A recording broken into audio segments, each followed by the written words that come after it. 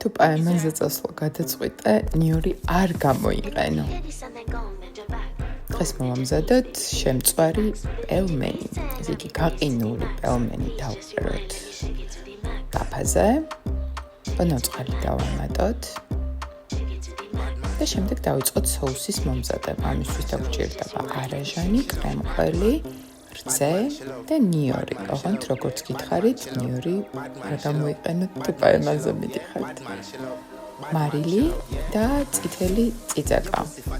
მომწარე ძალიან მიყვარს, მე მგონი ყველაფერში ვიყენებ. კარგად გადავურიოთ ეს მასა და შემდეგ უკვე ჩვენს შემწვარ პელმენს მოვასხათ და ძალიან უხდება კამა. გემრიელად მივთვით.